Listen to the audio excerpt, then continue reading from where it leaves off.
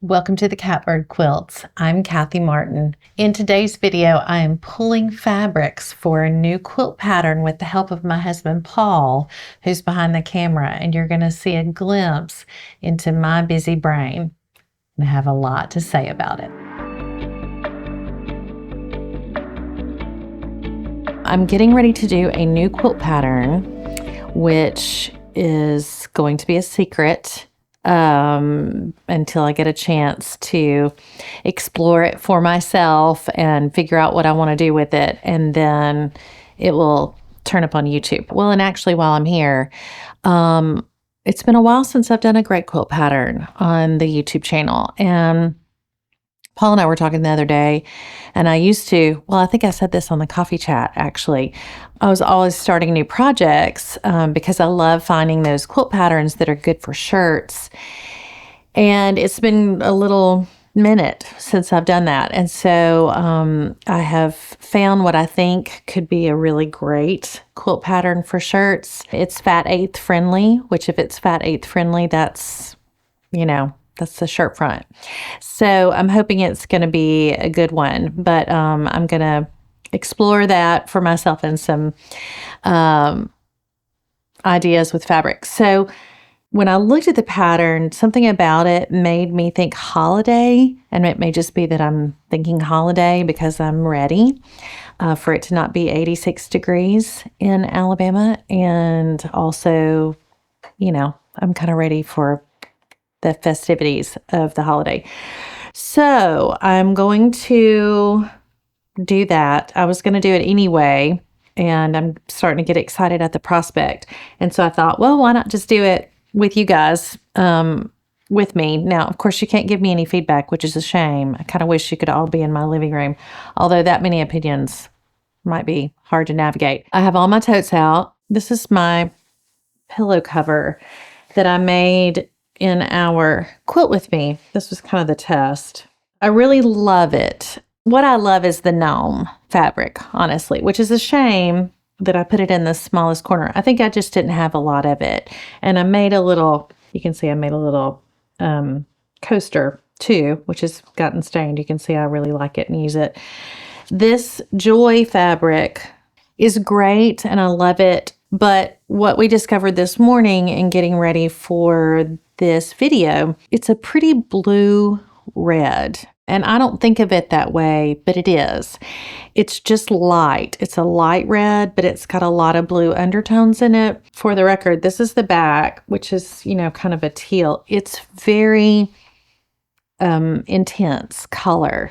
And this little gnome fabric, because of all of the hats and trees and all the, gnome accoutrements that are in it, it does not look very vibrant. And the Joy has washed out, literally. As I've used it and washed it and used it and washed it, it's losing some of the intensity of the redness.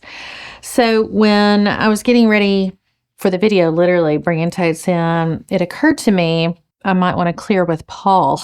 If I'm going to make a holiday quilt and we're going to use it in our living room, then it either needs to go with this pillow somewhat, or this pillow needs to get relegated to another room, which is probably not going to happen because we spend most of our time in here. What we discovered in kind of talking through together, this gnome fabric is far greener than we both thought.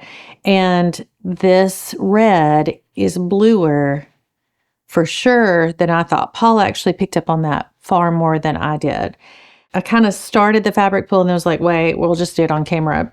But I'm not going to really work with the back as the color, but this is a color palette that I love. The kind of seafoam green or mint green or turquoise, which is unfortunate because it's actually really complicated to match because turquoise is all of the turquoise family, aquamarine, seafoam, mint, all of those. They lean green or blue, and it really, like everything about color, the context informs it and your feelings about the color inform it and background. So like it's going to be on our blue couch which I think of that as just a really good medium blue, but it's actually pretty muted. And it's not like really a medium. It is a medium blue, but it's got a little bit of green or yellow undertone, just a smidge. So it's got a lot of gray in it. Anyway, so all of that to say, we decided that to scrap this pillow altogether and start with a completely different Christmas color palette was probably more than either one of us wanted to or needed to take on today. So we're going to work with this and hopefully come out with a fabric pull that works. And Paul is directly behind the camera. So I'm going to be doing this number, looking at him like, what do you think? Because these decisions that I'm making right now are not just going to impact me, they're going to impact him too, in our space. And it may be one of those things where we get it all made and I go, ugh, I don't love it, and he loves it, or vice versa, and we give it away. Who knows? My thought about it and the way the quilt pattern works, it's one of those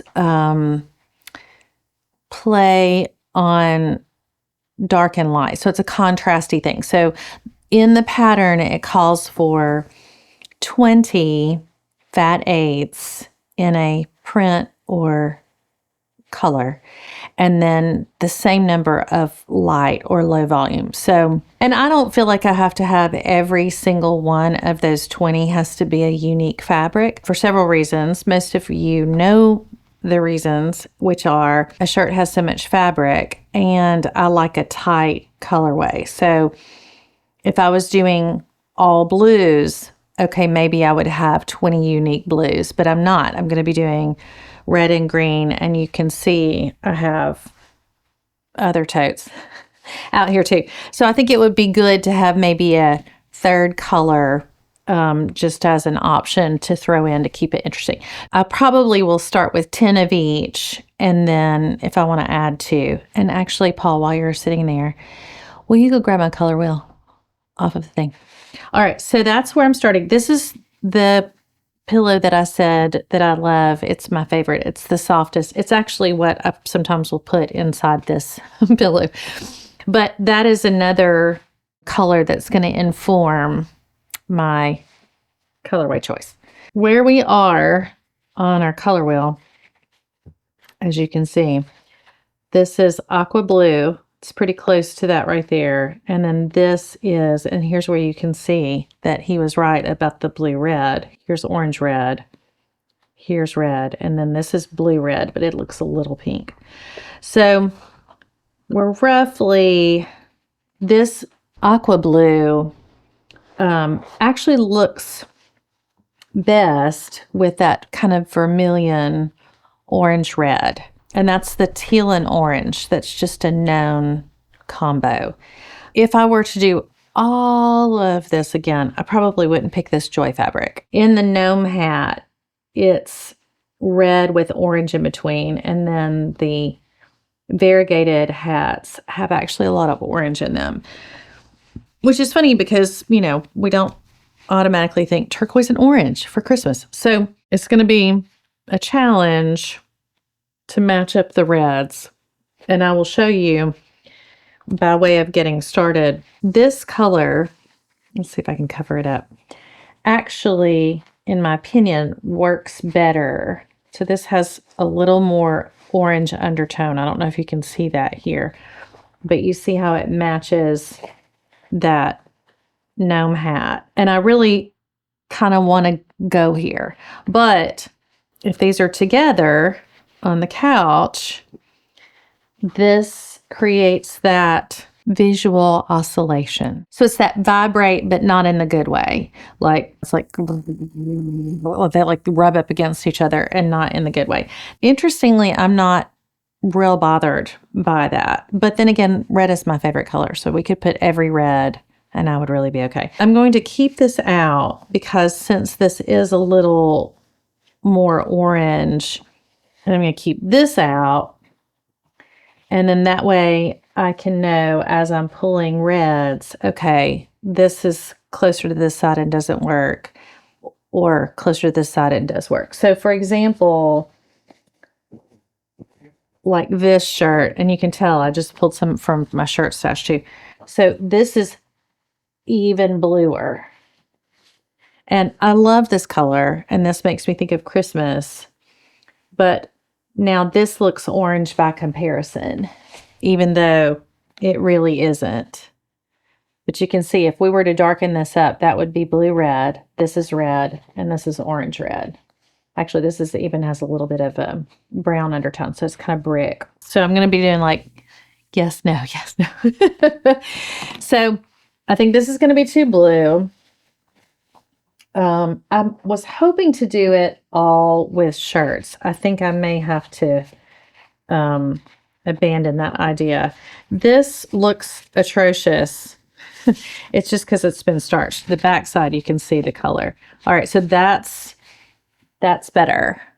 It's far better. It's a really true red, and you can see now this looks orange, and that's where this was so light that I think it was, that's why I was having a hard time seeing it as blue, but this now makes it really obvious how much more orange this is. Not to mention that this is a Hawaiian print, which does not read Christmas. So this probably needs to be one of my fabrics. So we'll actually use that as maybe the go-to. If I use these together, this is darker, this is lighter, that gives a little bit of interest there too. So, all right, so let's put that back down. This is my potential keeper. And you know that the way I roll in a lot of my quilts, it's actually like my very favorite thing.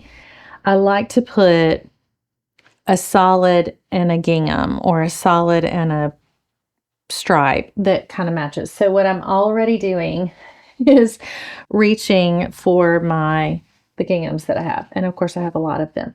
So this one I already know is going to be too tomatoey. Let me get this out.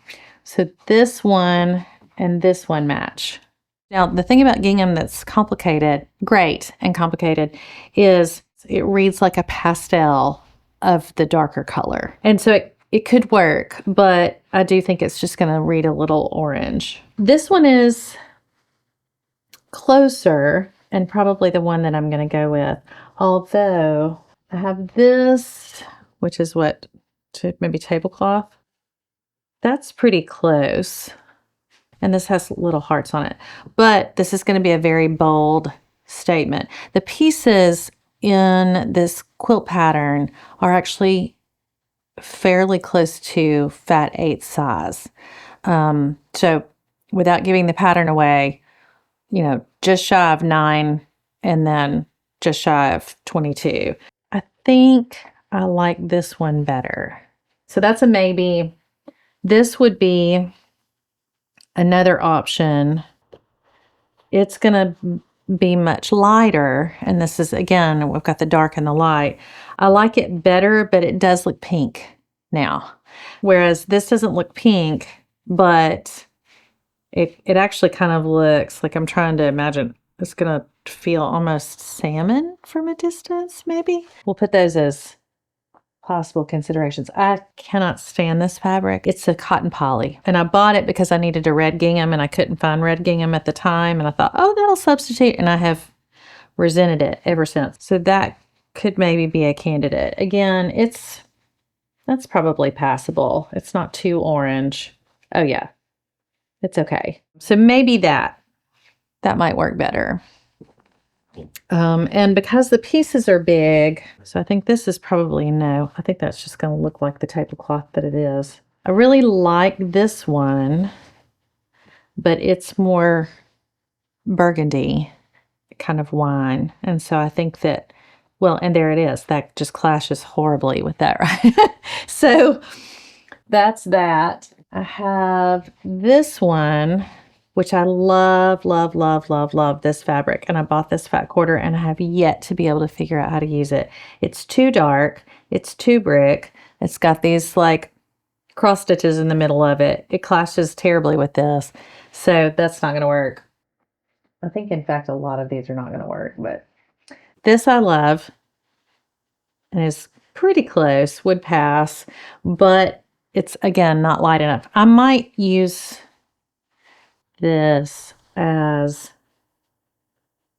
one of the other reds in it. Again, I'm looking for 10 fabrics. Here's another. That's going to be dead on. So that needs to stay. So if I'm doing, let's see, if I'm doing turquoise and red, and we'll have some white and maybe some gray or tan and maybe another color. So probably 3 to 4 of the red and the green, and then 1 or 2 other things to keep it interesting. I've done this so many times working with shirts that I know, okay, this will work for shirts even if I use something that's not a shirt. Actually, I like this one better, even still. This is corduroy, micro corduroy. Oh, I don't know, maybe not. It is very intense. And so actually this and this work, but because this is a little washed out, and if these are the other colors, yeah, I think this might work better. I use this on those Christmas placemats. There we go. I started to say tablecloth. This I like, but I think it's just too, it almost feels fall to me. It's kind of, it feels like gothy. So I don't think I want. This might be another one. And here's the appeal of this. It actually has, it's a blender, and it's got orange, it's got like a salmon grain and then a pink that goes across it. So that would be good because it's another one. I think that works. It's close enough. And the blendy part, plus it would be red, and from a different distance it would work as red, but up close, which is the way how we're going to be using the quilt, it'll be like, oh, I love that. And I do. I love this fabric. That works. That's okay. So that's a good candidate. So some contrasty ones for this. We're still in this family. And then I had this out. Just a pair of pajamas that has penguins on it, which is our youngest. It used to be her favorite thing. And I think it's just going to be too much. I think it's so much black and white, and it looks almost a little dingy. So I think that's going to be a no. I'm going back. Even though these are lighter, I think I like that one the best. All right, so these are pretty good keeper. This is a definite keeper. And then once I start putting some green turquoise in with that, we'll see. Also, I have this, but I'm wondering, it is the right red. It's probably going to clash everything else. All right, so that's the reds down. I think what's going to be tricky is to get the low volumes, because I'm going to need the same number of low volume / lights. So I'm going to jump on in to the greens. I saw this in my stash and was like, yeah, that's the one. That's a great one. I love this fabric. This is a Oxford cloth with little dots on it. So I think, as you can tell, that's pretty close. All right, so these were the green fabrics that I was like, if we did something different, actually, put that down, thinking that's going to not work, but that could be actually interesting. There's this, which I think is too close and too far away at the same time. Let me hold that out. That could be weird or could be great.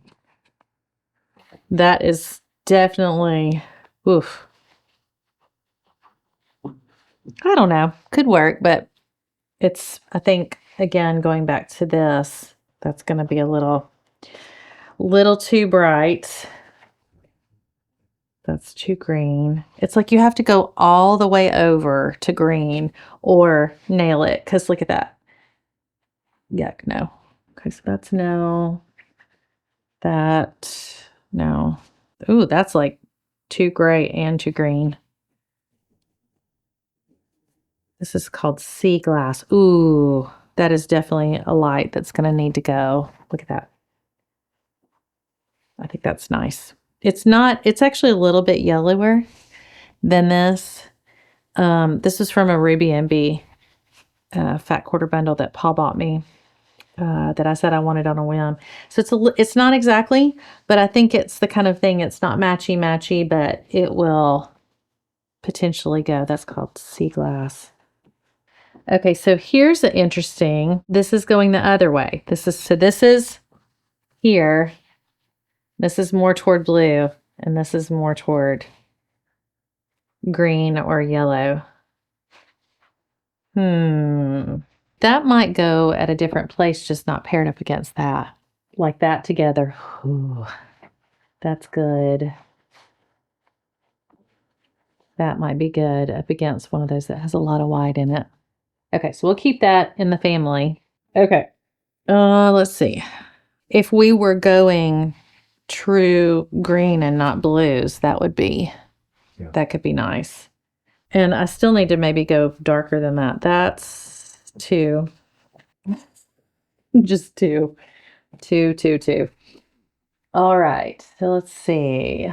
That's going to work as a light for sure. Actually, look at that. Is that the right in the middle? This is a little bit grayer.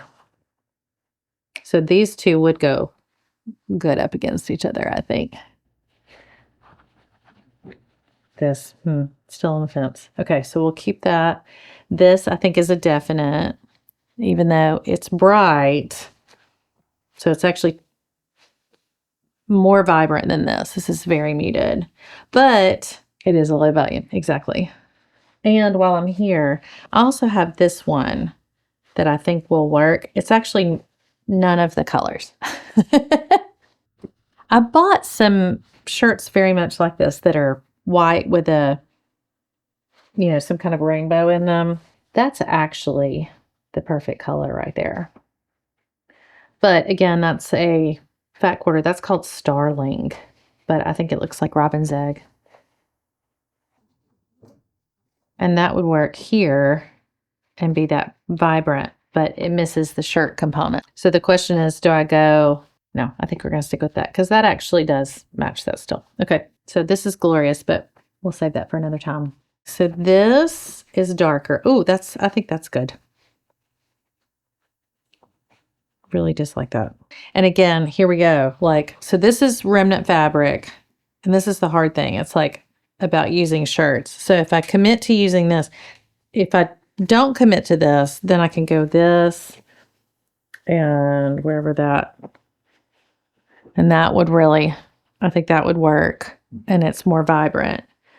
But part of the reason why I do these things is because this is the sort of shirt that people buy. This works still. Yeah, that's definitely good. I like this. I'm wondering if that's too, it's just complicated. This is a little bit, it's almost like it needs to be lighter, but I definitely need a darker something in this family because I'm 1, 2, 3, 4, 5, 6, 7, 8, 9 fabrics in, and we got to get to 20. All right, so there's this. And again, this is it's too vibrant. Oh, glory. All right, well, let's ditch that. See, now I like that. So that gives us a dark. And we could pair, here we go, like these work together. And these work together. All right, I also have this. Ooh, that actually really works.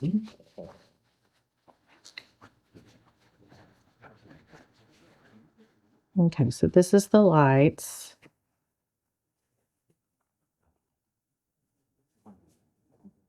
Right, those are actually really close. This is good. Also have this, which goes bluer. I think that's a no. Have this, which is back to the great, but too vibrant. Maybe also too blue. Ooh. Okay. Well, now, I kind of like that. Gives it a little dimension. Okay. And we're cooking with gas. This is what happens to me every time. That's probably going to stay. 1, 2, 3, 4, 5. These are darks. 1, 2, 3, 4, 5. 1, 2, 3, 4. Okay. So let's pull back in. Ooh, that's pretty. So the question is, does this become a dark or a light? I'm probably going to keep that and probably not going to keep that because that definitely looks pink now. All right, so that's that. I like this, and I think that will work. Just is white, just a white with an interest. Let's see. Yeah, okay, I like that. Love that. So these are just going to mostly read as white. Oh, that works. Okay. 1, 2, 3, 4, 5, 6, 7, 8, 9. We've gone this is the greenest and it's going bluer and grayer and this takes it. But it is kind of it's like I feel like it's either this or this. Which would also, actually might clash. The more I look at that, that might be, I don't know, could work. All right, and then let's see if we have some, what do you think?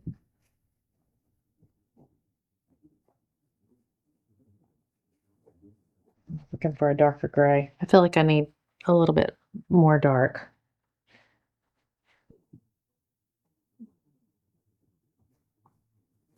Does that look too purple to you? No. Or I could go this route. No, don't like it. Oh, definitely too blue. Oh, I like that. What do you think about that? No? Look, look, though. I think that works. You don't think that works at all? No. What about this one? Why go brown? To give it a tertiary color. Okay.